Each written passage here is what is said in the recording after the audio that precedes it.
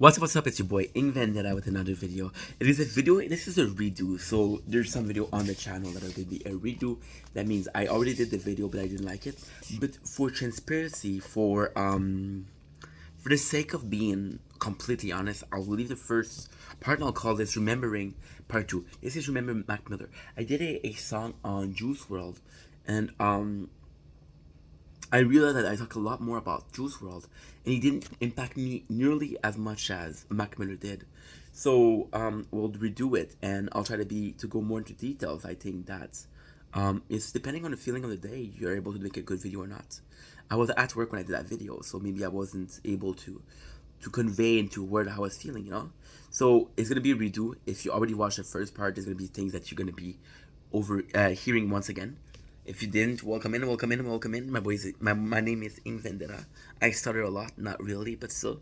Remembering Mac Miller. So Mac Miller, Malcolm Griffin, was a Jewish rapper from Philadelphia. And how Mac Miller came into my life? Well, he came into my life in the oddest way possible.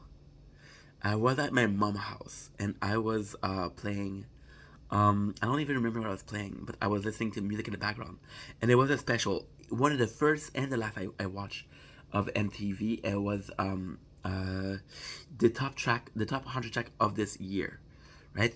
And I don't remember the place, but it wasn't the first, it wasn't the last. It was probably in the 40s. It was Mac Miller, Frick Park Market, and there was this song before with T Millie, which was she got a neck tattoo and all the things, and you know. Do I love her? No, I'm unstoppable. I can't see you, you're unwatchable. Like a motherfucking broken TV. If you could, you probably see me. If you could turn it on, you probably see me. And yeah, so my Miller came in with Frick Park Market, and I listened to. I was.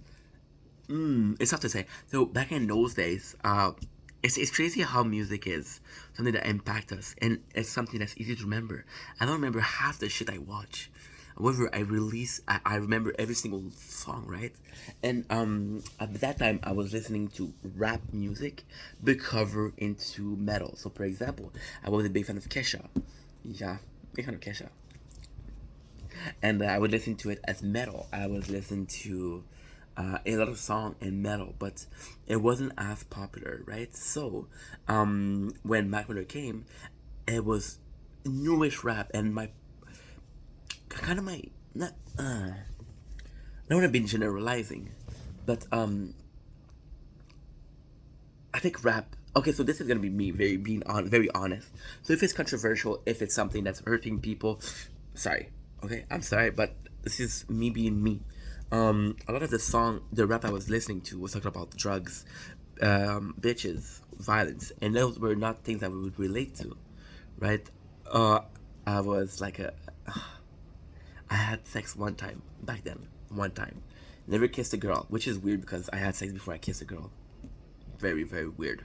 Um, and then never did drugs.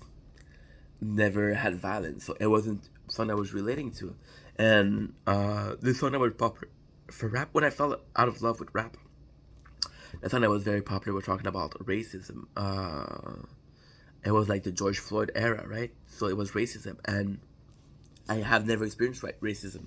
I know it exists. I think it sucks that we have racism, but until you experience it, you cannot understand it. And I can understand the point of view. I can understand how bad it is. But again, I never felt it. It's not something I relate to. In it's odd. I think as a white person, I can be well. I understand difficulty of being an immigrant, but the truth is, I will never understand. My mom was an immigrant, right? But she barely talks about that time, so I don't even. I could talk to my mom about what it's like, but she doesn't want to talk about it. So how am I supposed to understand if I don't relive it, right? And so I wouldn't relate to that. And we had this, let's be honest, this white kid, who brought a very, very, like very joyous, beat, a very joyous, the way he taught, he was funny, he was comedian, he was charismatic. Those are all things I aim to be. I thought myself charismatic. I thought myself funny. Mac Miller it was about how much I relate to him. Also, Mac Miller was young. Mac Miller was 21 and I was 20. So we're similar age, right? And just what he rapped about, it was so good. Um, for example, he did song like a smile back, which was a song. I have to do a review of the song. I just think it's a brilliant song. It's right, smile back. Yeah.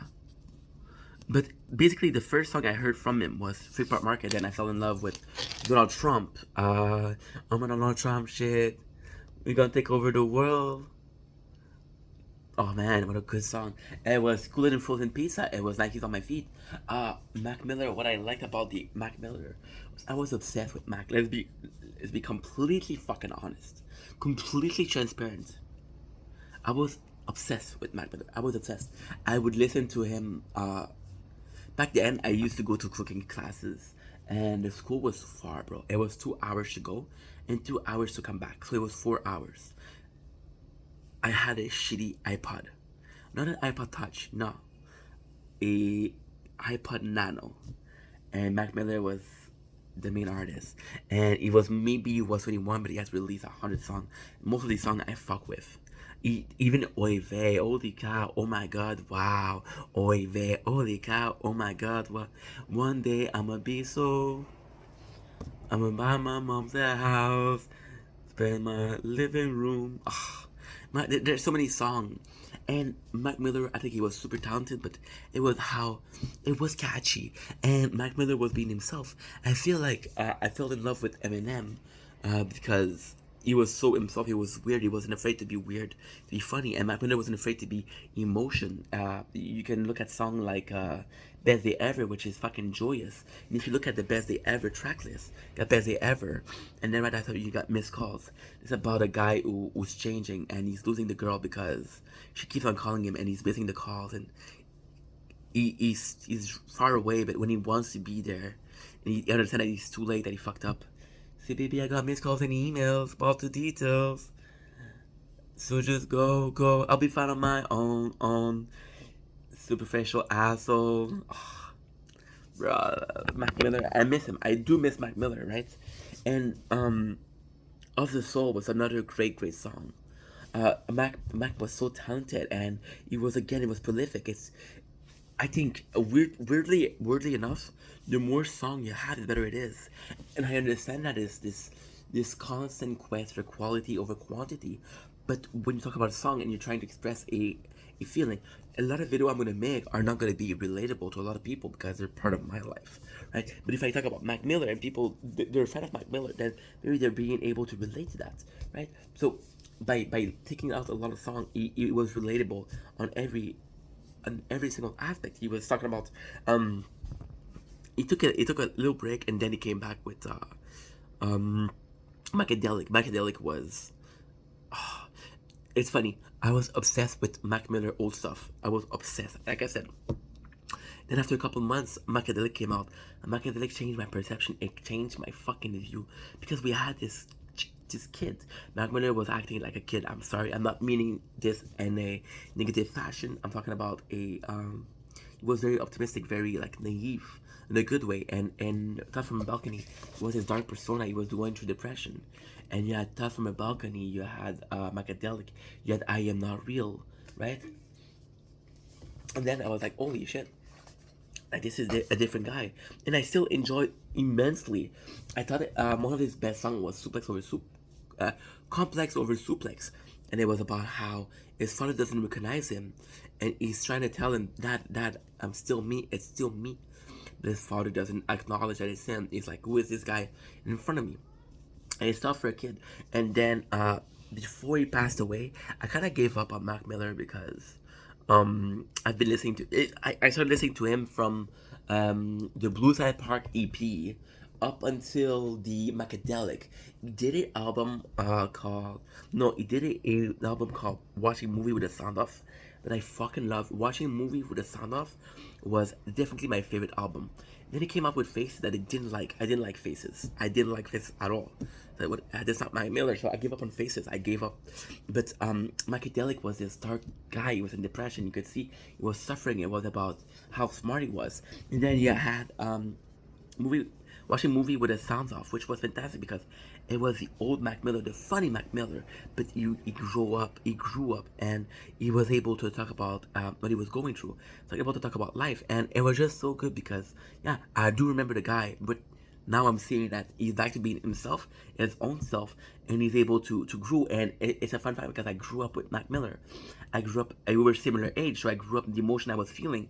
It's in a kid with emotion, not another artist. It's hard to find an artist that is able to be your age, to be able to kind of express what you're going through. When Touch from My Balcony, I have to come back. When Touch from My Balcony came out, I was going through not per se I know I throw around the word depression a whole lot. It wasn't necessarily a depression. It was just that I was feeling alone. I moved in with my mom, and I love my mom, but I was so used to being with my dad that it kind of felt weird to be in a different city, in a different town, right? And I know this is a small thing, but it felt so different. So when Mark Miller come out with a song where people don't recognize him, and I just spent a year away from friends, when I'm seeing them, they don't recognize me. It talks to me. Mac Miller was able to convey my feelings, and if he wasn't able, let's be quite honest, if I was focused on a Mac Miller, I would be in love with Best Day Ever or the Kids Project, right? Kicking incredible dope shit with Knock Knock. Hey, let him in. 1, 2, 3, 4.